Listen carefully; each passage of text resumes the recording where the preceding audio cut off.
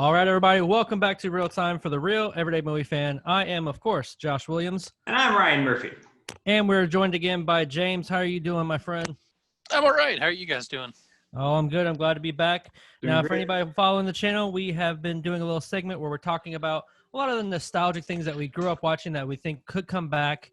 Last segment was we talked about what already has come back and what is what's going to be coming out. So today we're going to talk to you guys about what we think should kind of bring a resurgence back to either TV or film.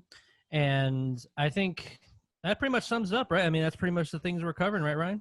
Yeah, it's sort of like the end of our trilogy. Like we did Cobra Kai review first, and then we did all sort of nostalgic sequels second, and now we're sort of talking about the ones that don't exist.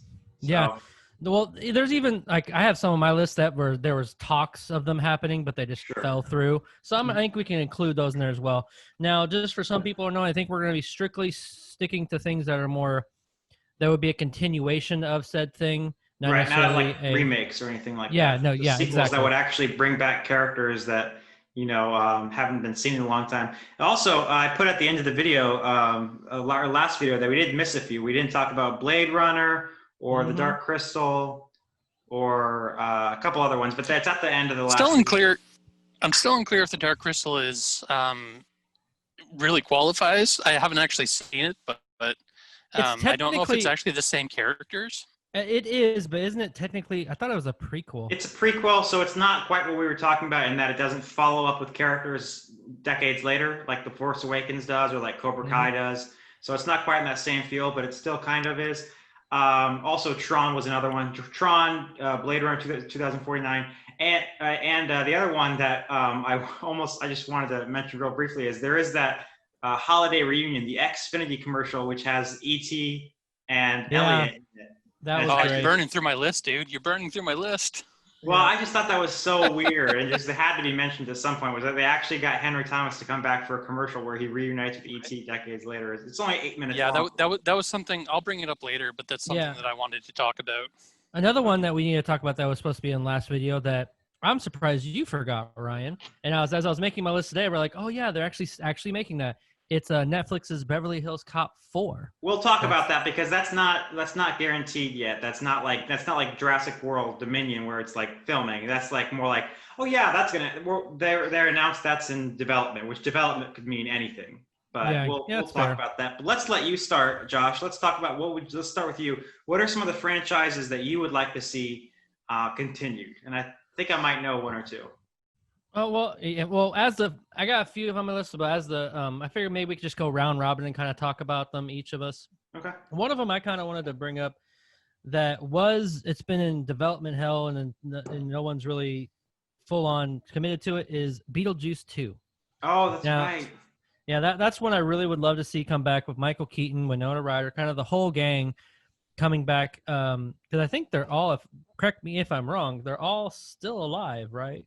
Yeah, I know that they keep saying, "Oh yeah, we're gonna do that next." And last time they really were acting like this is our next project. Keaton and Burton were like, "This is our next project," and then they went off and did Dumbo instead. So now Tim Burton doesn't have anything actively in active development besides Dumbo, or besides Beetlejuice. So that who knows? Maybe that will be his next film. And I think it's perfect timing. Oh, go ahead, James. Sorry. There was also an iteration around 2000 or so. Where they were going to send Beetlejuice to Hawaii. Oh my God. It was literally called like something like Beetlejuice Goes Tropical or something like that. Yeah, Beetlejuice Goes Hawaii. Obviously, Kevin Smith talked about it, yeah. Oh, God. I just think it's a perfect time for this one to kind of come out because Michael Keaton's getting the resurgence in his career. And, I mean, when you think of Michael Keaton, you either think of Batman or Beetlejuice. I mean, to me, at least personally, that's what I think of. And also, I mean, Winona Ryder getting her success with Stranger Things. I think in these, like we talked about before, how some of these movies are coming out because I think these people's careers have kind of hit a resurgence. So it's like they're adding to that popularity. I just think it's a perfect time. And I mean, I just finished watching Beetlejuice the other day and I forgot how funny that movie is. God. You did. Yeah. So let's go with James. How about you next? I'm not sure how much this one's actually going to qualify necessarily because it's more of a recent thing. Okay. But I really want to see Community get its movie. Okay, that's far enough out. I think that's fair. That's not like 10 or 20 years out, but we'll talk about it. I've never seen Community. So I love Community. Community is a really well-written show. It's very funny. If you're into that kind of humor, it's very meta and like fourth wall breaking and a lot of like really great background jokes. One of my favorite episodes is a character is entirely missing during the entire episode, and you only see him in the background, and there's this entire saga of him helping this woman give birth throughout the episode, but it's entirely in the background. And then they mention at the very end, well, where have you been for the entire episode? And he's like, oh, doing nothing. And it's like, it's such a great series for doing that kind of like quirky off the wall thing. And like, there's a lot of great commentary and a lot of great, it's just really funny. And unfortunately, it didn't really find its audience in its time. A lot of us who watched it at the time pushed really hard for it to stay on. And yes, it got 6 seasons, which is great. Unfortunately, the last 2 seasons kind of waned and weren't that great. But the meta joke has always been 6 seasons in a movie. Yeah. So I really want to see Community get that movie. May not be great. I'm kind of skeptical about whether or not it'll actually live up to the hype and demand. But, since this is sort of our wish list, I'm putting it on as my sort of number one because I'd like to see that finished. All right, my wife just walked in. But hey, James, let me ask you this question then on speaking on Community. Now, I know the Russo brothers are extremely busy, and if anybody doesn't know, the Russo brothers created that show. No, they didn't. No, it was Dan Harmon created it. Russos were directors on it, but they That's right. I'm sorry. They are still a big part of that family, and they've talked about doing Community. Like they've had a few different panels over the years and whatnot, and like they're really sort of gung-ho about Community kind of coming back in whatever iteration. So I'm pretty sure they would be on board immediately, which I'm all for. And that's what I was curious about, because I think right now I know they're making a Magic the Gathering animated series for Netflix, and I know they're executive producing on just a lot of they are. They really are. Yeah. But I'm curious, like with them on board, do you think it would add, like if they were on board to be maybe executive producers, do you think that would maybe push it over the edge? Or if they directed it, they could direct the movie. Possibly. Yeah, I think directing would probably be the best way to go with them, but I think with the clout that they've gotten thanks to especially the MCU, and now that the last 2 Avengers films are 2 of the biggest films ever made in terms of like box office return, I think that would certainly add clout to it. Dan Harmon has gotten into a little bit of controversy, but his Rick and Morty show was huge, and it's got its own fan base. So love Rick and Morty. Love Rick and Morty so much. I've actually never seen Rick and Morty, but hilarious. I know it's super popular, and a lot of people who love it like really love it. Yeah. Mm-hmm. So I think there is some clout, and I mean like some of the actors have gone on to other shows and whatnot, and sort of like I'm trying Childish Gambino. I'm forgetting his actual name. Donald Glover. Yeah. Oh, Donald Glover. Yeah. Thank you. He's huge right now. He's had 2 or 3 series unto himself, and his rap career is really big. So, and as far as I know, he's on board, but it's still sort of an idea, like trying to get the money behind it, trying to get the studio to produce it, because again, the last season they had to go to Yahoo's short-lived sort of streaming service that disappeared in like 6 months. So I don't know if it'll happen. It's just sort of if all things sort of like fell into place, that would be my number one. Okay, very cool. Ryan, what's yours? Probably my number one. It might be Beverly Hills Cop if they do it right, because Josh, I made you watch the first 2 Beverly Hills Cop movies, and thank goodness you've never seen number 3. It's just the worst. It's just absolute garbage. And whoa! You're forgetting the brilliance of the George Lucas cameo. There's a George Lucas cameo. That's about maybe one of the only good things in the movie. But obviously you've seen the first 2 movies, so the whole sort of thing hinges on the trio of Axel Foley, Billy Rosewood, and John Taggart, played by Eddie Murphy, Judge Reinhold, and John Ashton. And number 3, apart from losing Jerry Bruckheimer as producer and just being a terrible movie, That also John Ashton, for whatever reason, didn't come back, and so they replaced him with some character played by Hector Elizondo. But like now that they're making 4, and Jerry Bruckheimer's coming back to produce it now. If I could grab Jerry Bruckheimer and tell him, one thing, it would be like, you can't, like, either make it with all 3 or don't make it. Like, if it doesn't have all 3, it's just not worth it. There have been many iterations over the years of trying to get this movie made. Brett Ratner was going to direct for a long time. Ooh. And when they were making it, so as you know, for all 3 Beverly Hills Cop movies have basically a similar premise of one of Axel Foley's friends either gets hurt or killed, and he goes to Beverly Hills all 3 times to go solve the crime. And the latest iteration, I think they were actually saying that Billy Rosewood would die in the beginning, and it was his murder for him to solve. And I was like, no, doesn't work. Unless he's with Billy Rosewood and John Taggart, it's the three musketeers of them. It does not work. And so if they, yeah, I know you love the theme. So yeah, that's what I would say is do that, make it. And if they get all 3 back, I would love to see everyone come back and make another one. You don't have to make it another friend of his gets murdered or shot or killed or hurt. Honestly, he could just be on vacation in Beverly Hills. He could retire. Now that he's old, he could be retired in Beverly Hills and stumble upon a case. So I would love to see that if done right. So. And again, I think we're seeing a little bit of a trend here that, Eddie Murphy's kind of with Dolomite Is My Name that came out on Netflix. I mean, he's kind of, his name is back kind of in the minds of Hollywood. So, I mean, I would be, it's still, from what I gathered, because I was going to have my list. It's seems to be sort of pushing forward. I mean, they haven't gone in production yet because of everything going on, but it seems to be pushing forward. So I'm happy about that. Maybe. Next one on my list, which I don't know how. I thought they were gonna be doing a sequel, and I haven't heard anything since. You guys can correct me if I'm wrong, but Hocus Pocus 2, I thought would be another fun one for me. That one has been on my list and off my list over the last couple of days, where I just can't decide whether or not I want that to happen. I would be okay with it. I would not be. It's kind of still in development hell from last I checked. Oh, I think we lost you, Josh. Or is it me that was lost?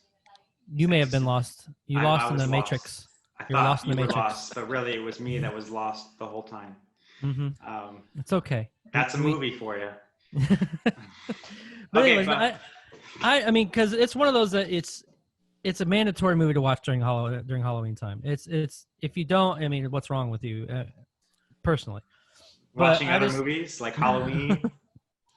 But I just feel like this one would just be a fun one for kids to be reintroduced to and still have the original cast come back. The witches, I don't know how you would still make them look young, because the idea is that they're young all the time as long as they're sucking the lives out of children. But I think it'd be fun just to have the kids who were in that movie growing up as adults, and it's their kids who are having trouble with the witches, and just kind of I know the circle can kind of cycle continues. I just think that would be the fun part for me. If you can get everyone back. That's the thing, is like if the kids are even available to come back. Child actors don't always go on to acting. They might be working as an insurance underwriter in Dayton, Ohio, and so how can you even get a hold of them? But yeah, so that's when I was shocked when Cobra Kai brought back Johnny Lawrence's friend, like his friend. Yeah, I was shocked they actually got them. But they got three out of 4 of his friends, and the other one just didn't want to do it for some reason. So yeah. James, did you want to see Hocus Pocus 2? I feel like I'm almost a different generation from you guys a little bit because of the shows that you guys were into versus the shows that I was into, because I think Hocus Pocus I was just a little too old for that. And I don't have anything against it, but I don't think I'm the audience for it. That said, if another one came out and hit Disney Plus or Netflix or something, I'd probably watch it. So fair enough. All right, James, what's your next one? Now, this one's going to be interesting because I don't know if you guys know of these. They're a little bit more obscure. It's 2 more shows that kind of didn't get their due. And I'm lumping them together because when they were on the air for me, they would always be back to back. They only got 1 season and then kind of went away. And that's Undergrads and Clone High. Not a clue. Yeah, well, I've heard of Clone High. Are those by any chance Clone High, Canadian shows? actually, they were American, Okay. but they didn't find their audience in America and became very popular in Canada. Okay. Now, Undergrads is about a group of 4 friends who went to high school together, and now they're going off to college. It's their first year of college, hence the name Undergrads. And there's like a lot of like sort of geeky references and a lot of Star Wars and a lot of 80s stuff and a lot of sort of like very early 2000s teen culture and like college culture kind of thing going on. But it was a great sort of like reflection on college at that time, because I was going through college when that show was airing. And unfortunately, it only got 1 season. They're trying to do a movie now. They've been trying for, like, the guy who created it, Pete Williams, has been trying for, it aired in 2001, I think, and then MTV immediately kiboshed it. Of course. But it found a huge audience in Canada with, college age kids. So everyone of my generation that I, grew up with loves this show and has been chomping at the bit for it to come back. Clone High has a bit more sort of presence. It's still a bit obscure, but because it was created by Phil Lord and Chris Miller, who, people know from like the Lego movie, and they wrote Into the Spider-Verse, which I love the hell out of that movie. And, pretty awesome. Cloudy with a Chance. I wasn't a fan of the animation, but I love the animation. I really dug the animation. And then Bill Lawrence, who, created Scrubs and Spin City and Cougar Town. So it's got some like pretty decent names behind it. And the voice cast is just absolutely like outstanding. Of course, I don't have any names in front of me, but, it's a really well done show about the premise is that the scientists are doing these experiments for reasons I'm not entirely clear on, but they've taken all these famous people from history, cloned them, and now they're all teenagers in high school. So you've got Abe Lincoln, JFK, Cleopatra, Joan of Arc, Gandhi, and like a whole bevy of other like famous people who show up in the background. And it's like a great sort of like parody of like teen drama shows, which, were huge at the time this aired. You had Dawson's Creek and One Tree Hill and, all of these shows. And it's just so sharp and witty. And I would really love to see it make a comeback. Probably not going to happen because, it's been almost 20 years. But again, who thought, we'd get Cobra Kai? So never say never. It's true. Yeah. There's so many streaming platforms these days. There's so many different ways that things can be made, either films or movies. Yeah. That it's like you got YouTube. There's this new, like, I think it's called Peacock or something like that. I don't know what it is. But there's that's for Universal and NBC, yeah. Yeah, or like Quibi, I think it's what it's called. Like, there's so many different platforms these days that I think we're in a weird, like, I don't want to call it a golden age of content, but because we don't know, like, because quality-wise, that's when you call it golden age. But as far as opportunities out there, there's just a ton of them.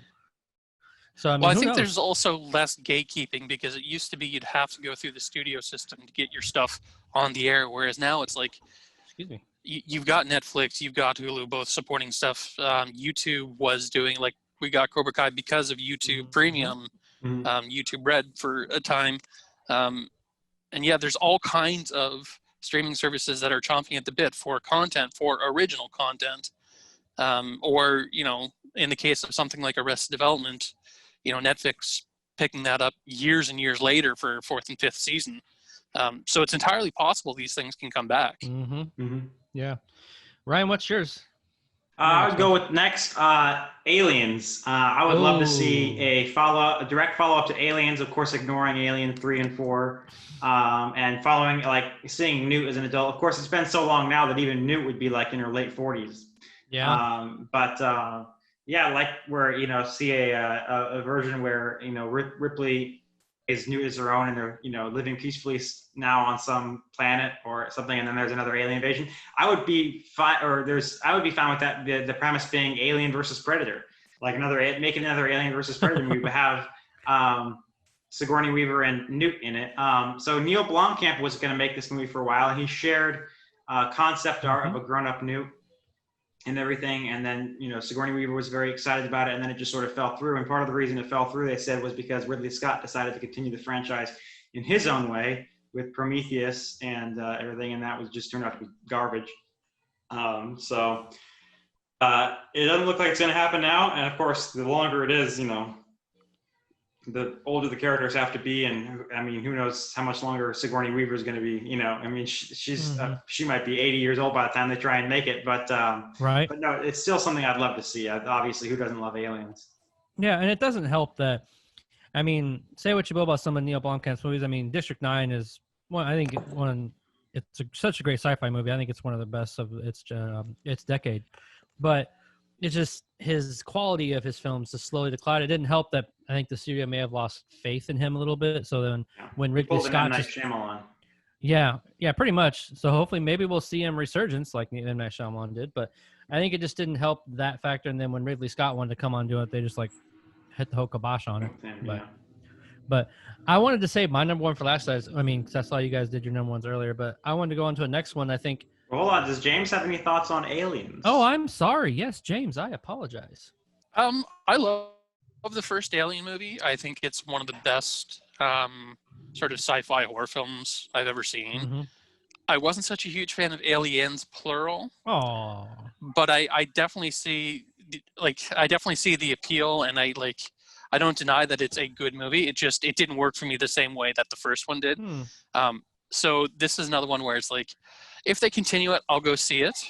I'm definitely a fan of Sigourney Weaver, and I'm always a fan of seeing what more they can do with that universe. But I'm kind of happy with just Alien existing, and the rest are just kind of in the ether. So, but I'm in the minority on that one. I know everybody loves Aliens way more than Aliens. So yeah, I remember there's back when Ryan first came on the channel, we did movies that are better than the sequels. Like we did a top 10 of that, and I think Aliens was on our list.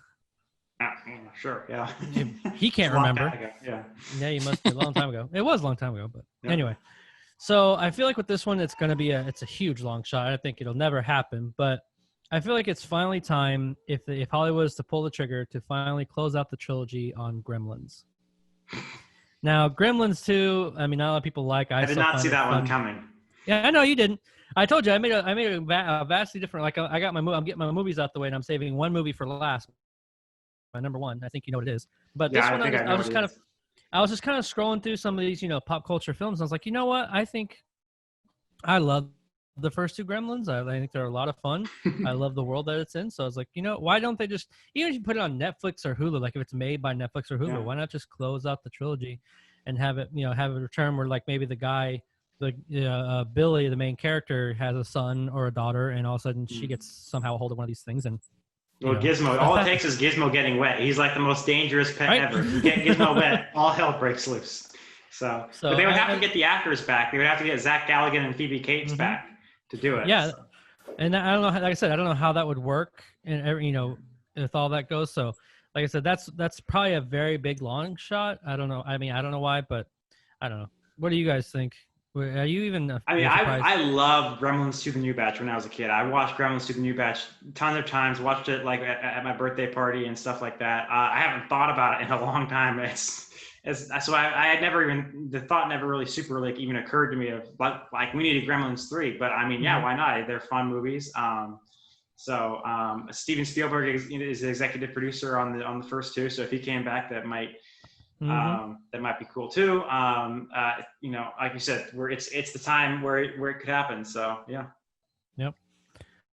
James, I think I might be in the minority on this one again. Big show, but I'd actually kind of like to see this one rebooted rather than sequelized. Really? Because I think the characters kind of had their moment, kind of thing. Like they already had their movie, kind of thing. But I think the creatures and the world and like obviously Gizmo, because you can't have Gremlins without Gizmo. It's he's the face of the franchise. I'd kind of like to see what they would do if they could do like maybe a slight redesign and maybe a slight kind of update to it. Because I don't know. I think they're fascinating designs and whatnot. But I think that like with some of the people that are out there now, that you can come up with something kind of, I don't know, a little different, a little more interesting. But I don't have a dog in this fight. If it they made another sequel, I would go see it. But if not, then I gotta say, if they were to ever reboot it or continue it, they gotta stick to puppeteering and like yeah, that would be my like they big thing. can't do CGI. I swear, if I did CGI, I'd probably gouge my eyes out. I think there's something a little more authentic to doing the animatronics. I mean, I think Baby Yoda's kind of changed a lot of people's minds. Like in the weeks that after The Mandalorian kind of came out, I kept seeing people say, "Oh my God, the CGI on Baby Yoda is terrible," and I'm like, that thing is a puppet. That thing's a straight up puppet. It rarely uses CGI. That is a puppet. And the fact that you don't know that tells me that you don't understand how CGI works. Right. So don't tell me that it's bad CGI when you don't know that it's a puppet. Sorry, that's a I like how whole his other voice rant, even but broke that's there. Like, Yeah, it's a right. puppet. So, but yeah, I'm a big fan of puppeteering and very practical sort of effects, and that was one of the things that, going back to our conversation in our last episode with Ghostbusters Afterlife, that the Terror Dogs look like it's actually a physical creature rather than just a CG thing. That may have just been for that one shot. I don't know, but I do know that they've said that they are doing a lot more practical stuff. So I'm always in favor of that. And yeah, I completely agree that whether they do a sequel or a remake or whatever, it has to be practical. It has to be puppets. It has to be, animatronics for, certain physical things where you can't physically do a puppet kind of thing. But whatever the old tricks that they used to, and I'm sure that they've come up with new tricks. But yeah, it's got to be physical. It's got to be practical. Yep. And there's CGI for, I mean, there's moments where you need CGI, but there's also moments where you can do practical effects like that and still make it good. But yeah. James, Baby Yoda is the perfect example. Exactly. What's yours now? What's your next one? Sorry, which one? Who? What's your, I think it's up to you. What's your next one on your list? I'm debating between a few of them here. I'm going to go with one because we've already mentioned it briefly, but I wasn't quite satisfied with the sequel that it got, and I'd like to see it maybe in the same series, but whatever. I'd really like to see a really good version of Tron, because I think that it's a great universe. I think it's great visuals, but I think that the first film is really dated and very poorly paced, and the new one, I wasn't so happy with the story necessarily, but I think there's a lot of good stuff there that's, there's a good movie to be made out of that, and I don't think we've got it yet. So that would be, one I would like to see. Again, my opinions may vary. So. Oh yeah, because I will say I'm probably in the minority here. I actually really like Tron Legacy. Like I actually liked it quite a bit, and yeah, it was. The story could have been better, but I feel like what we got was actually, I thought it was solid. Like there are parts that could have been better, but I still think it was a very solid story. I think it did a good job of kind of recapturing I like to call it the magic of Tron, but also just continue on that story. And so I liked it, and like you said, like the effects in that were just off the charts awesome. Yeah. I loved, and even the score, everything that is involved. Yeah, the score was outstanding. I will say in defense of Tron Legacy that there were some ideas in the story that they were planting seeds for, but they never fully developed. And whether it's a sequel, a remake, whatever they do with it, I just want to see more in the Tron universe, and I kind of want to see those ideas carried forward, but it's seeming less and less likely. I don't know if Disney is going to reboot it or what they're going to do with it, but yeah, no, James, they actually just announced recently that they hired a director for it, Garth Davis. Yeah, Ryan, they've been announcing sequels to this film for 20 some odd years, so but, I'm not. Jared Leto's been attached for a long time, and there's actually today, I kid you not, today he actually posted something about starting his Tron 3 workout. So okay, I'm down with that. Yeah. Like, so wait, are they completely recasting it then? I don't know what his role's going to be, or if he's going to. It might, who knows? It might be a reboot. I just know that they've had an idea and they've had Jared Leto attached to it for like years. So the other question would be then, where is Jeff Bridges? Yeah. Well, he died at the end of Tron Legacy. It doesn't mean anything. All right. He can still come back in some way. But what's yours? What's your next one on your list, bro? Um, there's one that I want to save because I think James might mention it, and if he doesn't, I'm gonna definitely bring it up then because I can't imagine. I mean, it's just I know James, and it's Ghostbusters and one other thing. But RoboCop, and again, Neil Blomkamp, again, has been attached recently to direct a direct follow-up to the first RoboCop based on a script that the writers, Edward Neumeier and whoever the other guy is, the writers of the original RoboCop wrote a sequel that never got made. Instead, they went with Frank Miller's story idea, which surprisingly for Frank Miller was awful. Well, even it got taken out of his hands, but they're taking the original script and then they want to redo it, and he's expressed interest in Peter Weller coming back to the main role. Of course, you have to have someone else in the suit to do all the big stunts because he's like 70. But like when he takes off his helmet, to be fair, it's not really a stunt. It's more of him just kind of like lumbering through the scene. Yeah, so, exactly. And you could just use his voice. You don't necessarily need him under there. You just use his voice. Or that's even all just, you really just close-ups of his face on the helmet because, exactly, his jawline is, it's kind of, maybe not distinct, but I mean, if a sharp eye would be able to scope out whether that's Peter Weller or not, I think. Yeah. But still, I mean, I would love to see another RoboCop movie. I mean, where would it possibly be? Because in the first movie, it seems like Murphy is really coming. He's emerging. He has emerged by the end of the first movie, and he's really starting to recognize his own humanity and even remember his life. But then at the beginning of the second movie, he they actually show his wife kind of trying to come through to him. He's like, like he intentionally rejects her so that she can go live her life. But then throughout the second and third movie, he kind of just goes back to acting like Spock. And I always thought that was a wasted opportunity. But if you go pick it up now, 30 to 40 years later, I mean, where would Murphy possibly be? and I would what new story could you tell? And I would say if you were gonna do sorry, I mean, if you're gonna do a sequel to this, you have to Halloween it. I mean, I'd say directly after the first film. Like not directly, but you mean like have it be, the first film and you negate 2 and 3, because I'm not a huge fan of 2 and 3, especially 3. I think 3 is just god awful. Pretty bad, yeah. And especially they don't even have the same actor, and it's it's pretty bad. So like definitely have after the original. If not, at the very least, they want to keep number 2 canon. I guess you could do that then, but definitely if I would say it after the original. Definitely. Yeah. So that's all. Hopefully, maybe Neil Blomkamp gets to make his movie and it's good. That's all I can say. Yeah. Are you a fan of RoboCop, James? I mean, I enjoy it. I wouldn't say I'm a fan necessarily. Like, I'm not as deep into it as I am some other movies. I'm not necessarily against it. I do think it's a franchise that has been over-sequelized. Like, you had, 2 movies, then a reboot, and like I think there were 2 different TV series and an animated series, and but there hasn't been anything. I would like to see. No, but that's the point I was going to make, is that I would like to see some a breath of fresh air breathed into this, whereas it's not just rehashing old ideas. It's like we need a new spark for this thing rather than just another sequel. It needs to be something really compelling and fresh, along the lines of Cobra Kai, where it's a completely different angle on things, or I mean, not taking a different angle on RoboCop, just something new and something worth going to see. Like I said, I think as opposed that would to just another RoboCop sequel.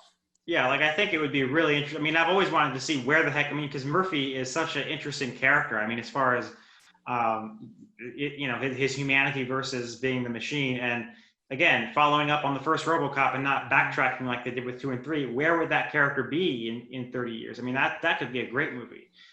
So I really maybe bring back Frank Miller to do a rewrite on that. You get a really good writer, like just some really artistic writer, like get David Mamet to come in and rewrite RoboCop 2 and 3. I don't know, but I'd love to see it. Yep, me too. So I'm gonna switch it up here. I'm gonna go to TV shows. I feel like if we're bringing back all these shows that we grew up in the 90s with, like Fuller House and Girl Meets World and all this stuff, why not? I think it'd be a perfect time, because I really love this show as a Family Matters follow-up. I don't know if you guys watched Family Matters at all. Oh yeah. But I thought it was fun, and like, I mean, come on, Steve Urkel's one of those big pop culture characters that everyone will always remember. And which is funny because he wasn't even supposed to even be much of a character in the series. No, he was like it was supposed to be about Carl Winslow, and this was just his annoying kid that shows up, or his annoying neighbor that shows up every once in a while. Yep. And then he becomes a big breakout star, and it completely switches gears. Yeah, and that just kind of goes to show the how good that character was. Yeah. Side note, I was shocked when they didn't cast Jaleel White as the voice of Sonic in the new movie, because he's the classic voice of Sonic, and instead they went with Ben Schwartz. But whatever, I digress. Yep. Yeah. I like Ben Schwartz though. Yeah, but we know Jaleel White's not doing anything, so I'm sure he'd be down for it. I'm surprised we haven't seen like his Twitter feed being like, "We got to make this happen, guys." I'm surprised too, because I thought it was just like a Full House, where it had great stories with the characters, great life lessons that could be learned from each episode. I mean, there was a lot of great comedic elements too to it with Steve Urkel and everything, but it also, I loved like the older years when he got older and got a little more mature, and you still kind of saw the duality of his quirkiness, but also when he turned into Stefan, and I don't know. I just think that was all so weird. It was, but I enjoyed it. I thought it was funny. So I don't know. Like, there's not much more I can say. I just think it's a good time to bring that show back. I think it would actually find some great success. Mm-hmm. Actually, I'd like to actually spin off of that with another show of a sort of similar time period and sort of similar audience. And I know that they're doing a thing with this. But years ago, I had the idea of I'd really like to see an update to the Fresh Prince. Yes. And they're doing a sort of serious one, which I would like to see, but I really want to see Will Smith as the dad figure now. Yep, having to watch over a like really sort of, a similar sort of teenager who's like similarly as frustrating. And unfortunately, when I had this idea, James Avery was still with us. Mm-hmm. So my idea was that Will Smith would be about him, trying to take care of this kid because now he's a successful, rap mogul or something in Beverly Hills and whatnot. And his kid's all entitled and whatnot, and, this brat and everything. But every once in a while he'd have to go to Uncle Phil for, sort of guidance and advice. And Uncle Phil would sort of be, his mentor and, show up every once in a while for an occasional appearance. But of course, unfortunately, he's passed on, and it sounds like they're doing sort of a serious dramatic thing, which again, I'm kind of looking forward to. I think it looks interesting. But for a time, I really kind of wanted to see that Will Smith come up and of having to deal with a kid who's just like himself. Yes, and I think it speaks to the quality of the show that, I am interested in knowing whatever happened to Will Smith, the character. Where did he end up? How did he end up? What became of him? I think it'd be funny if he had to take care of Carlton's kid. And Carl, just the way he was always frustrated with Carlton. Carlton's kid's just as square as his dad. Like, it's kind of the opposite. He's trying to make him a little bit hipper. That might be. I'd be down with that. And Will Smith's career has kind of tanked so hard that he might be down for a whole TV show. I mean, I think he still has quite a bit of success. I mean, he's got to stop teaming with Shyamalan. Yeah. But also, he was like Suicide Squad, and then he was in Gemini Man. So like the quality's not all there, but he's still, I think, a great action star. And I think he's always been a great actor. I mean, no one can deny that. That's the thing. He makes some movies every now and then, and then they suck, like Suicide Squad, like Gemini Man. So I don't know, but he might. I'm losing you, Ryan. We lost you. Oh, I said he makes movies and they kind of end up sucking every now and then. So Suicide Squad, Gemini Man, so he's on that downward trajectory. So might as well make it. See, he dares speak ill of Will Smith's name, and so Zoom decided to mess with him. I will say that I wasn't a fan of Suicide Squad, but he's still talking. He's still trying to talk. No, I'm not. Maybe it's lagging. You speak ill will of Will Smith, and now you are being punished. Okay. Go ahead. Sorry, man. It cut you off, and I wasn't sure if you were done or not because you were still kind of. The only thing I was going to say was that I didn't care for Suicide Squad, but I thought Will Smith was actually a standout within that cast, and I adored his character throughout it. And like, he was actually one of the reasons why I kind of enjoyed watching it. Mm-hmm. It wasn't a good movie. I'm not going to defend it, but I think his character was fun. Even if it wasn't, I don't know if it's necessarily accurate to Deadshot because I'm not a big Deadshot fan. So, but it was fun to watch him chew scenery. Oh yeah. All right. Was that yours, James, or did you have another? I don't know who went last. Well, you brought up Fresh Prince, so yeah, so yeah. Ryan can go. Well, that's sort of all the ones that I think are really could really happen and be good. There's a couple more that I would have had potential, but it's just too late now.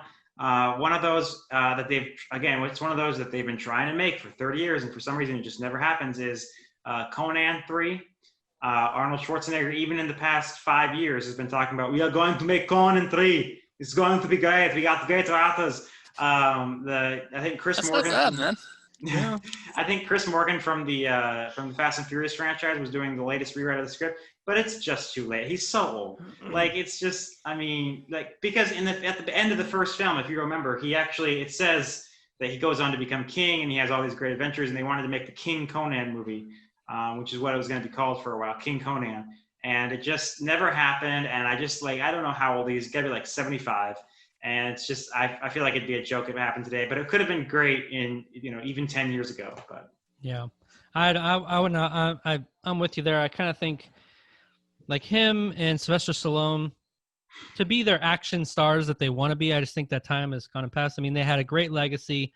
I feel like that recapturing the magic is kind of gone and passed. Now, if they want to do supporting roles, I'm all for that. Sylvester Stallone playing Rocky, but being supportive to Creed. I'm all for that. But them trying to be in the forefront of these action stars, I'm like, okay, good. You're 80 years old. I just don't believe that an 80-year-old can kick 100 guys' asses. They try to do with Rambo. So I don't know. So what would they do? I guess then, Son of Conan. Yeah, it's time has passed. Yeah. All right. So I only have one left, and it's my number one. It's the only one I could think of. Is I doubt this will ever happen, but it's my number one favorite movie of all time, and I think it would be awesome to see them have grown-ups and have their kids go on adventures. Talking about Goonies 2. Now that was one on my list too. Yeah, they've been talking about it for ages. I mean, they've basically been talking about it it's one of those, they've been talking about it for 30 years, and everyone kind of wants to do it, but they just never do it. It's really frustrating. Yeah, and it also has to do with a lot of the actors that are in this, like Corey Feldman, he's kind of in his own thing, right now. So, I mean, and then Jeff Cohen, who played Chunk, he's not even an actor anymore.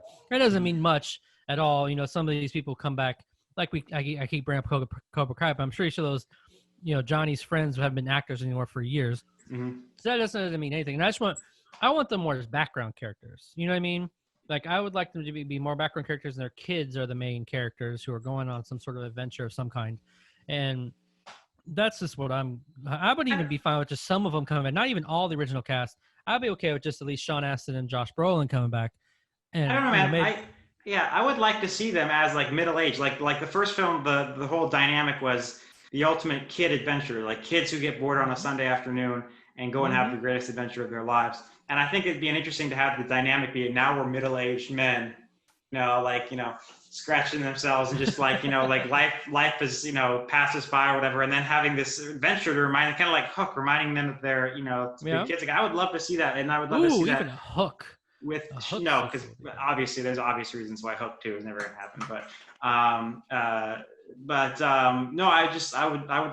think that'd be an interesting dynamic to see now in middle age, now that they're even pushing 60, to actually kind of relive that adventure and, have something else happen to them. But who knows? See, I'd like to see the two ideas kind of melded, where the new adventure is partly about their kids, but it's also about the adults reliving that experience, but also trying to chase their kids because they know the trouble that their kids are going to get into. That would be cool. It is them kind of a bucket list kind of thing where it's oh yeah, we used to be young and, have all these adventures and whatnot, and we haven't seen each other in 40 years, but now all of a sudden all of our kids, went to summer camp and happen to run into each other, and now they're on their own adventure, and we've got to go find them before the octopus creature comes and eats them. And and for this to actually work, I mean, because just like you with Ghostbusters, I mean, Goonies is my thing. I'm just all about that movie. I can watch it day in and day out, no matter what. I would say if they were to continue this, There's 4 people I don't think should be in the movie. Like, I think you should pay tribute definitely to one for like because he probably died of old age, but I don't think the villains should come back. I feel like Sloth his time has kind of I feel like at this point if they were to make it now, I feel like old age would have probably got to him. Like maybe you see Chunk visiting his grave or something. I don't know. I just don't feel like having him still be there would make any logical sense. People would riot though if you make Goonies without Sloth. True. I mean, that's true. I mean, he's such an essential character. Hey, you guys. But at the same time, I mean, you think when this movie took place, you would guess maybe he's in his 40s, I would say, because his mom's like in her 60s, 70s at least. So, I mean, if he'd be anything, he'd be like in a wheelchair. How old do you think? I mean, you think very little of 70-year-old people. I mean. I do think it would be interesting if he was the reason the kids got into the adventure. Like they just happened to stumble across him, and he is what pulls them into it. Like, maybe he mistakes, the kids for their parents, and wants, his memory's not great, and again, maybe because he's old, he wants to go on the adventure with the kids again, and kind of pulls them into it. That'd be interesting too. And because it's so makeup heavy, I don't know. I think you could have any actor in that outfit and it would work. And I don't think he needs to be necessarily old looking kind of thing because he's so different looking. But yeah, I mean, can you imagine if they had Bran and what was the girl's name, Andy?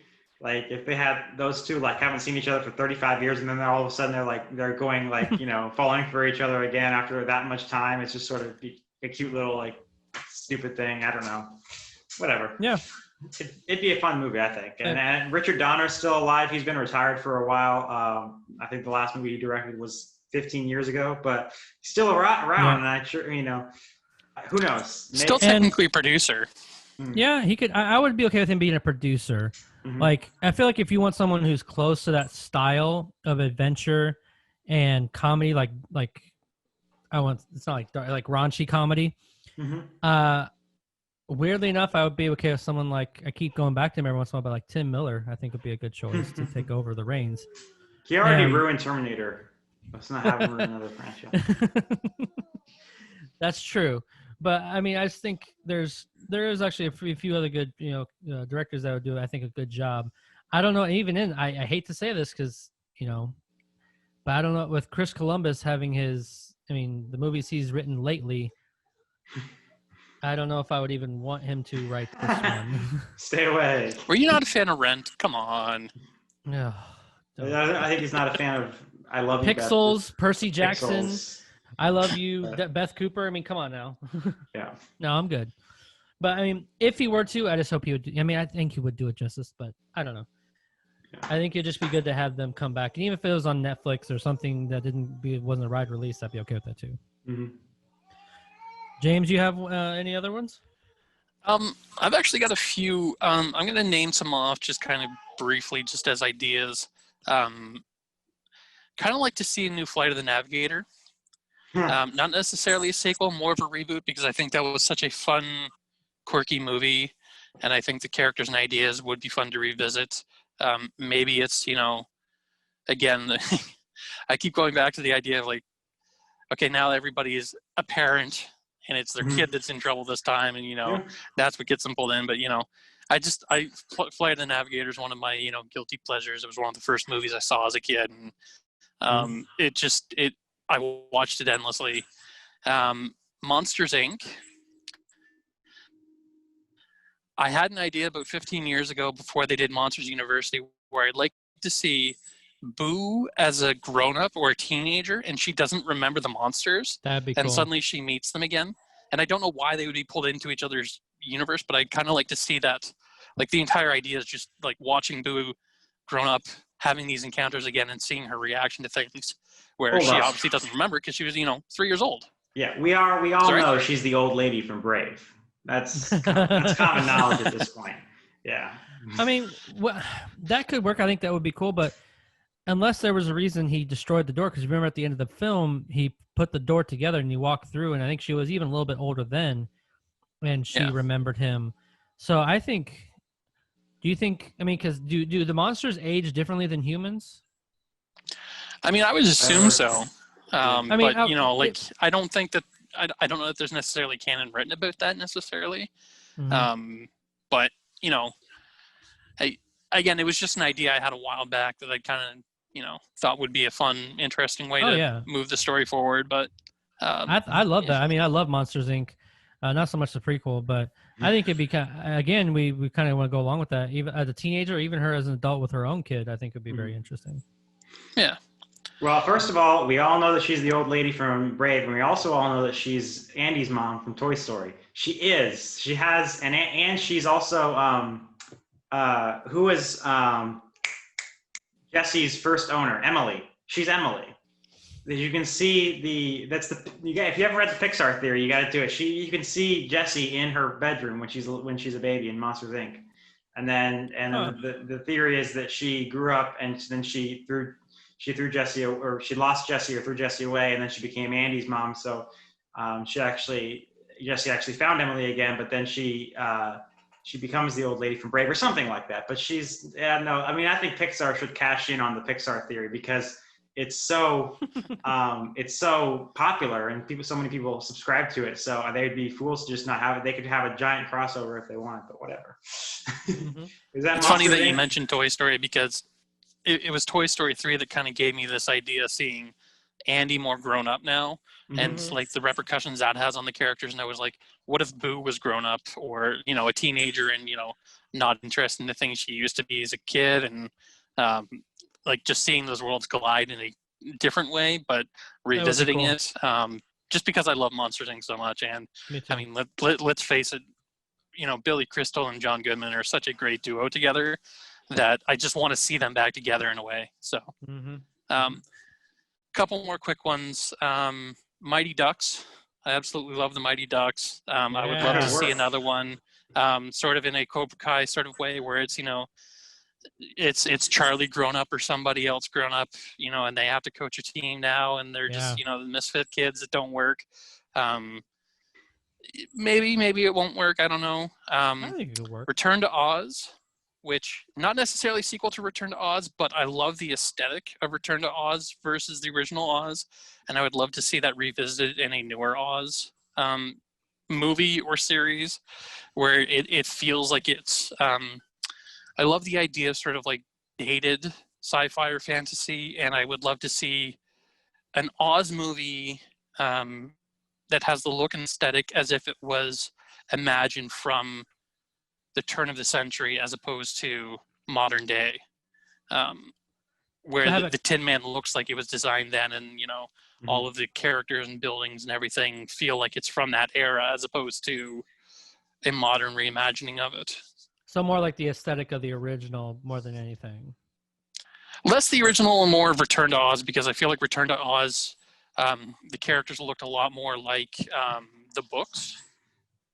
It's just not happening. Okay, sure. Gotta disagree. I'm sorry. I wasn't a huge fan of that one. Are you talking about the James Franco one, right? No. Oh, okay. No. Okay, I'm sorry. This is the one like 1985. Yeah. That was directed by his name is escaping me right now. Walter Murch. The only movie Walter he Murch, ever directed, the father of modern film sound. Yeah. And it's not necessarily a good movie, but I just love the look and aesthetic and the feel of it, and I think that would be. I've always wanted to see more Oz. I don't think we've gotten a version of Oz that I've been happy with. Yeah, they've tried different Oz adaptations throughout the years. Emerald City was the last one, and they keep trying to do something, but nothing's ever obviously recaptured the magic of the original 1939 film. So, and I would actually like to see like things more faithful to the original books as opposed to, because everyone's trying to like borrow from the original film, and I'd like to see them actually go back further in the source material. Couple more that I don't know if this one would actually work. I just want to see Weird Al on screen. I'd like to see another UHF. Just because I love Weird Al, and I think Weird Al hasn't gotten his due on film. So, and because it was just such a weird film, I think that there's, kind of room to just like do so much more weird stuff. Again, it doesn't necessarily have to be UHF. I just want more Weird Al. And another one, I'm not necessarily for this one, but I know a lot of people are chomping at the bit for it. Another Spaceballs. Oh, jeez. You have The to do it with search Rick for more money. You would. The only way I would say it would work is Rick Moranis has to come back. I mean, And he's not going to. He's totally not going to. Don't say no. Don't necessarily say that. He did come back for that Ryan Reynolds commercial the other week. Yeah, but that was. Yeah, he did. He was in it, but I don't know.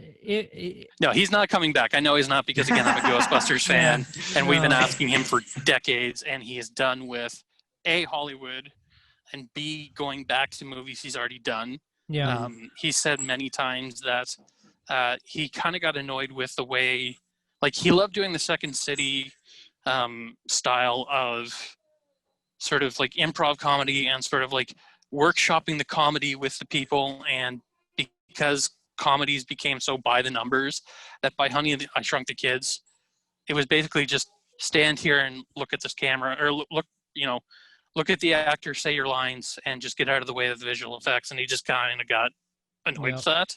So he's not coming back, and I don't think that Spaceballs is actually going to happen. I'm also not a big fan of Mel Brooks. He's done some good stuff, but I think he's very hit or miss. So I'm not sure that Spaceballs necessarily is one that I know I brought it up, but it's just sort of one that people keep mentioning, and I just I don't know. I think we'd be remiss not to mention it. That's true. And then the last one that I want to see come back, and I actually didn't have it on my list, and I'm kind of mad that I didn't have it on my list. And Ryan actually reminded me of this when he was mentioning voice actors, is the real Ghostbusters, which if you saw the last episode,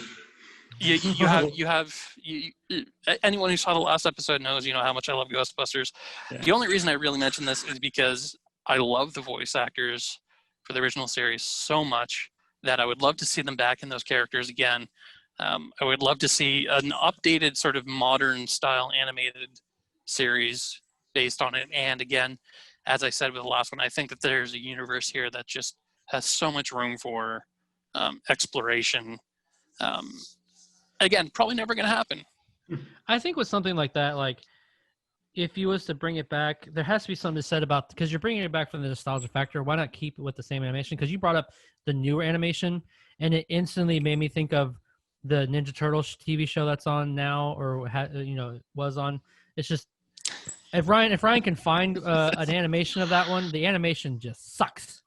Ryan, when you're editing this, if you can find it, or maybe I'll send it to you. But that animation is god awful. Talking about the CGI one that's on Nickelodeon? Yes. No, the CGI one was canceled. The CGI one ended a couple years ago. That one was really well done. The new one is actually a cell animation one, but it's very poorly done. The characterization is very... You've unfortunately hit on another one of my favorites here. I'm actually a big Turtles fan. Me too. I grew up on the Turtles. I grew up on the movies. Yep. I grew up on the cartoon. I grew up on even the TV show, live action TV show that they had for a little while, where they brought Next Mutation. Yeah, exactly. Yeah. Venus. But I feel like if you're gonna do something like the real Ghostbusters, I feel like you need to keep it maybe for the nostalgia factor, because people will resonate with people. Oh, the style of the characters has to stay the same. Mm-hmm. But I think like the newer methods of animation, we could do it in a more expedient way, because it was like super cheap when they did it in the 80s. Mm-hmm. And a lot of the animation doesn't hold up. I think they could do it much better now. But yes, it has to be the same style of characters. In regards of Ninja Turtles, the new one was terrible. The one before that, from about 2012 to 2017, I think, was actually, it had a really good story. That was the CG one. Didn't always have the best characterization, but I went with it anyways. The best one in my mind was the 2003 one, which is more accurate to the comics, and unfortunately still doesn't get the respect it deserves. In fact, it still hasn't gotten a full DVD release, much to my chagrin, because it's the only series I don't own on DVD or Blu-ray, and it's driving me crazy. And that's one of the things I appreciated about the remake movie, is that it had a more darker tone like the original black and white comics. But they changed it up, because I was like, you do that, but also the first one is always going to be the best Ninja Turtles movie, unless they come up with a better one. If we and that brings up, sorry. Sorry, just real quick, Ryan. Just real quick. And if they was to redo Ninja Turtles again, I feel like they need to do like we've been talking about. Well, they need to do what we've been talking about, going back to the animatronics, and kind of like the original Turtles were, because there's something to said about the aesthetic of that, rather CGI.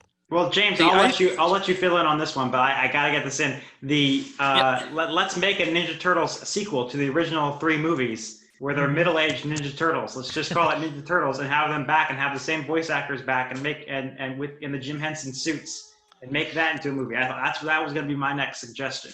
Yeah. When you mentioned that the 4th volume of the Mirage series that came out in about 2001 was actually about them as middle-aged turtles.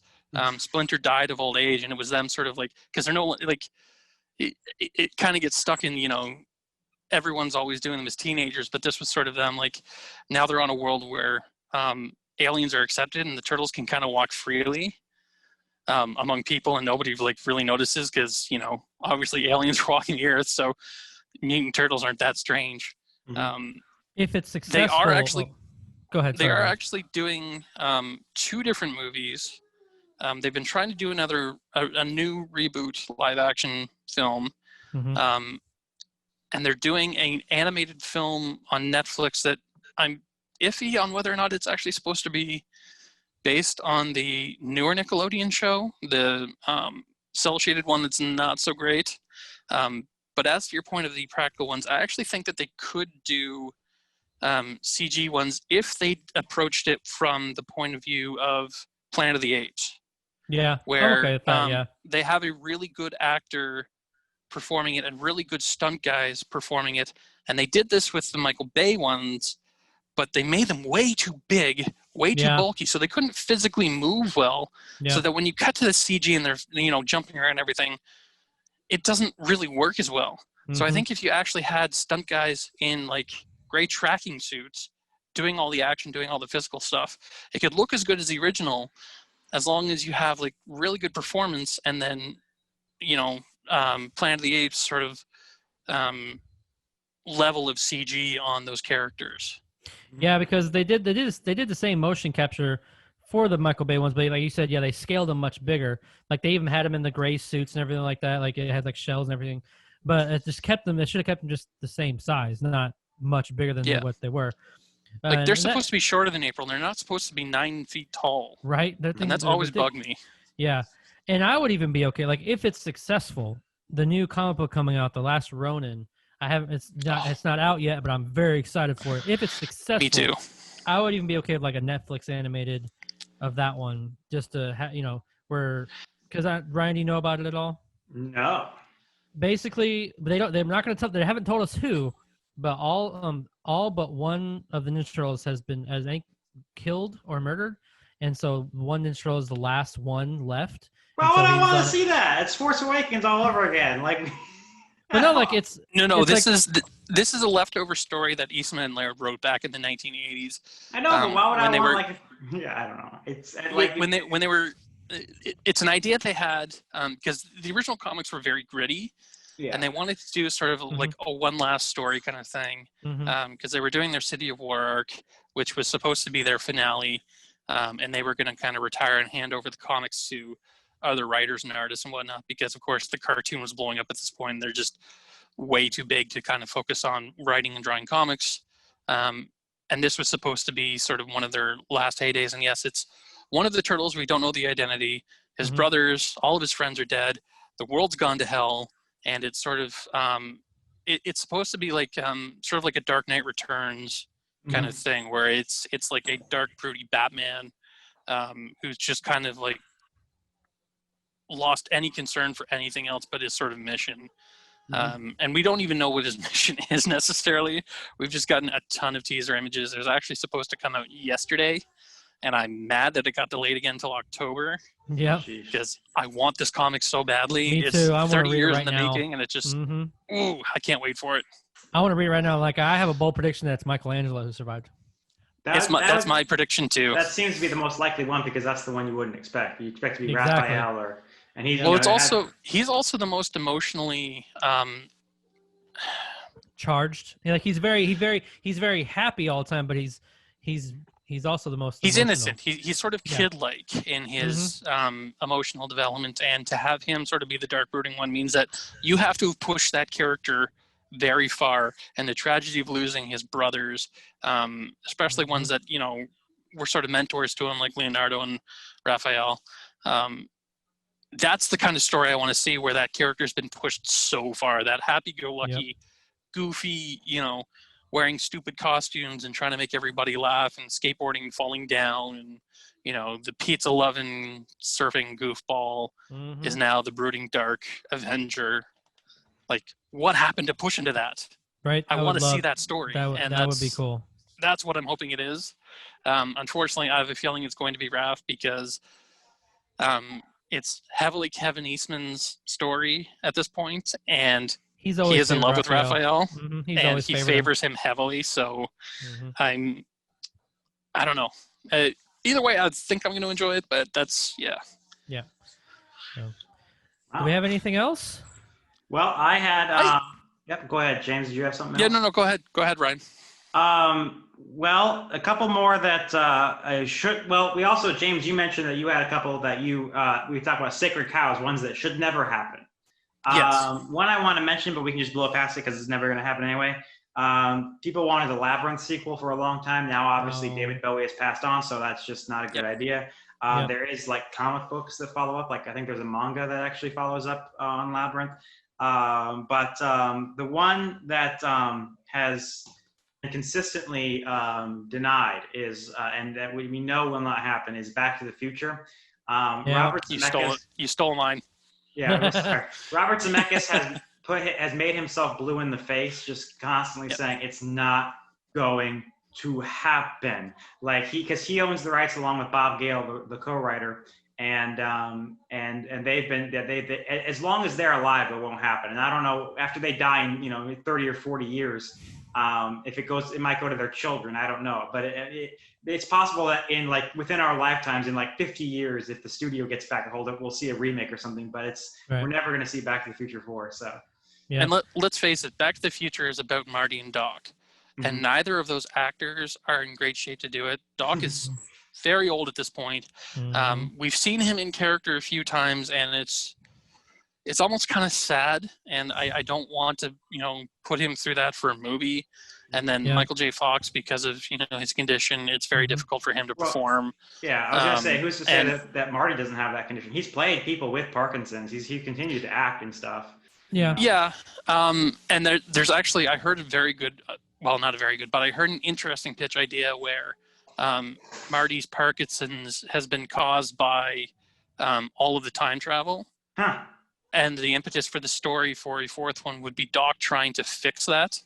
But I kind of don't like that because it takes the agency away from Michael's condition and his struggle and everything, and kind of says, we can magically fix this with science fiction. And it's, interesting premise idea. I kind of like that they're working with, the real world conditions to tell a story, but the erasure of that, I don't think that I kind of agree with. And yeah, you stole one of the other one I was going to mention, we've already mentioned, was E.T. And they did do the commercial, and I'm okay with the commercial because it was short, it was cute. I got to see the characters again, and I don't need to revisit that story. The story is perfect unto itself. They were going to do a sequel in the 80s. Spielberg had a script, Matheson wrote a script for it, and it was called Nocturnal Fears, and it was going to be Elliot's captured by the ET sort of species. We don't know its name, but it's sort of divided into two. It's sort of like the DC Martians, where they've got the white Martians and the is it red Martians or anyway? It's two different factions within the same species, and there's a dark group and a light group, and ET belongs to the light group. The dark group comes and captures Elliot, and ET has to rescue him. ET and all of his people have to come and rescue him. And of course, that didn't happen. Thank God. And I really don't want to see them go back to that because as much as there's no movie that makes me cry harder than the end of E.T. And it will get me every time. A friend of mine just showed me a still picture the other day. It gets me every time, and just I don't want to see that ruined. It's perfect unto itself. I love that movie. Yeah, but the other thing, James, I don't really think we're in any danger of getting an ET and ET 2. No. And when you talk about like what shouldn't they make a sequel to? Well, if we were to list all the movies they shouldn't make a sequel to, that's most movies. We'd be here all night. As much as people like to give crap to there's too many sequels, most movies still don't have a sequel. I feel like so. I don't think we're in most of them unless they're action adventure films. That's kind of the films that get sequels. I don't think we're in danger of getting a real Good Will Hunting 2 hunting season.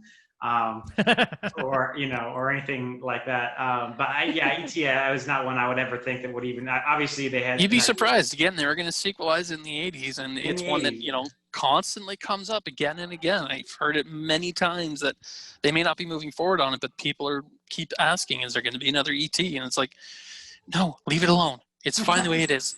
It's perfect as it is. But don't do it. Which is don't Jaws it. I think the commercial. Great. Yeah, but I think the commercial was a great idea because I kind of like to consider it canon because we actually did get to meet Elliot again, and E.T. came back and they met again, met his family, and went back again. Like great, you can do that in 8 minutes. You don't need a movie. And I'm perfectly fine with that commercial being as much of a sequel as we ever get. Exactly. Yeah, I'm perfectly with that one too. I liked it. I don't think I wouldn't think they would even want to do if you were to do anything like that. I would say just another commercial. Like, don't keep doing, like, if you wanted to keep doing that, like, to recapture that magic, quote unquote, like, you could do one for the season, like for Halloween or the 4th of July or, whatever. Just kind of do it that way, but definitely not a movie or a TV show. Sure. So, anything else, guys? I ran that.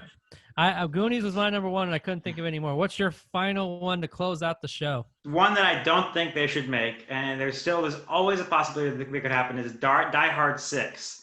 Because you're talking about Jaws, and Jaws and Die Hard have a similar sort of idea, is that it's not something that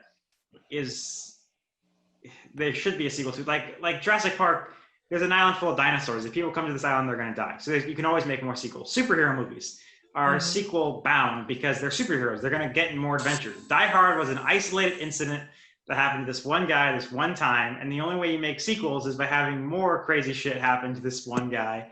Now, Die Hard with a Vengeance made sense. Because it was the brother getting revenge. Exactly. And they had an idea for Die Hard 6 that was called Die Hardest that was being written, where everyone returns to Nakatomi Tower for the anniversary to commemorate it, and some terrorist attack happens at the anniversary. And I just don't think I think leave it alone.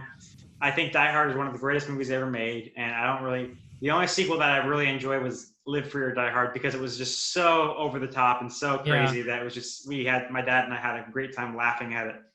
I actually can go back. I can go back and watch 1 through 4 and be perfectly fine. I can't. I just can never bring myself to watch the 5th one. I mean, 5 is garbage. Just absolute burning garbage. Like just so bad. Yeah.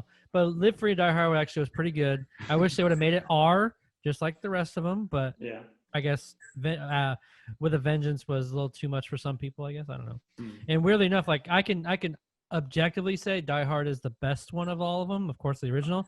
But the one as my favorite is Die Hard with a Vengeance. Like him and Bruce Sam Willis Jackson. and Sam Jackson's chemistry of that movie is what is the highlight of the whole thing. And just they're bantering back and forth. I could just listen to, any day of the week. So yeah, I definitely don't want them to do any more. That 5th one, if it was maybe better, I would say sure. Like if it was on the scale of Live Free or Die Hard, sure. But now with that one, it left a bad taste in my mouth, and let me have my 4 and I'll be happy. Yeah. I was happy with 1. Spinning off of that, I'd also like to see pitches using Die Hard go away, where it's, okay, my movie is Die Hard in a blank. My movie is Die Hard in a speeding bus. My movie is Die Hard on a yacht. That was a good movie, but you don't need to pitch it as Die Hard into something. My favorite was when somebody was pitching, I don't even remember what movie it was, but it was Die Hard in a building. And the person just paused and looked at them like, that's Die Hard. How about Die Hard in the house was Home Alone, right? So, yeah, I guess. I mean, that was Die Hard. But no, you actually brought up another interesting thing. I might actually be down for seeing a Speed 3. Just because I would like to see the Keanu Reeves and Sandra Bullock back together again. and having them like the whole like relationships based on intense circumstances never work. And the second movie, you can tell that it was supposed to be Keanu Reeves, and they hastily rewrote the script so it's not him, but he's a cop in the same department and answers to the same lieutenant. And you know, but I would like to see like them meet up like 30 years later and be like, oh, remember when we dated after the intense circumstances? Yeah, that didn't work because in relationships, and then of course they end up making out by the end of the movie again anyway. Right. But remember that one really bad day we had? Why don't we relive that? Yeah, like someone proposed a movie called, because the first one was on a bus and the second one was on a boat, that they had to make a third one called Speed 3 High Altitude, where they're on a plane. God. So I mean, who knows? I honestly, that might be halfway decent. Come on. How about this one? Speed in an office building. There is a bomb on this bus. If this building moves even an inch, the bomb will go off. That was like, yeah, and that was because Speed 2 didn't have Keanu Reeves in it. It was just some other guy. And I would maybe be okay with it if Keanu Reeves came back and Sandra Bullock. But I would even be where he's more like the person in charge now, and it's like this young kid who's the one going on. Like he's still there, but he's kind of advising him on what to do. Because like he's part of like a terrorist unit or something. Yeah. Yeah. So I think that would be cool. Hot shot. He would totally say that to the kid. What do you do? It is one of the greatest motion pictures of all time, and I will fight anyone who says otherwise. It's a fun movie. No, actually, it's fun. You just gave me another idea, so we can probably keep going because we keep giving each other ideas. But you mentioned the other guy from Speed 2, which is Jason Patrick, and that made me think Lost Boys 2. Well, they did make a Lost Boys 2. They did make a Lost Boys 2, and it sucked. It was awful. No. Okay, so never mind. Blasphemy. No, that's another one of those. Yeah,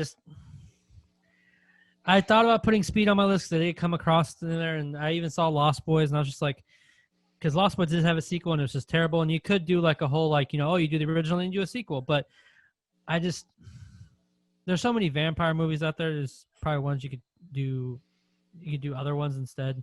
Mm-hmm. So I don't know. That one back. If they had Keanu Reeves back, I would probably watch the Speed 3. So. Yeah. Anything else, guys, before we wrap it up? I think the only other one I could think of would be, and I'm not even necessarily invested in this, just going off of the similar idea of like Fresh Prince and all these other ones where it's the next generation sort of thing, is Ferris Bueller. Oh, where it's Ferris again Bueller a comeuppance thing where Ferris Bueller is now the parent and has to like put up with a kid who's just like himself.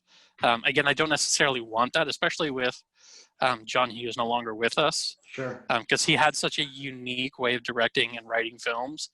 I don't know if you could like recreate that, which is why I'm not all that excited for the Planes, Trains, and Automobiles remake. But they're making a Planes, Trains, and Automobiles remake. They are. Yeah, you didn't see that? I'll send you the information for that. I don't remember who's in it, but in my life. Yeah, I'm iffy on it. I'll give it a chance, but I don't know how you do that film without the chemistry of Steve Martin and no. But you did bring up an interesting point. John Hughes, I think, wanted to keep making Breakfast Club sequels like every 10 years or so to reunite with the characters after like a decade or 2 decades.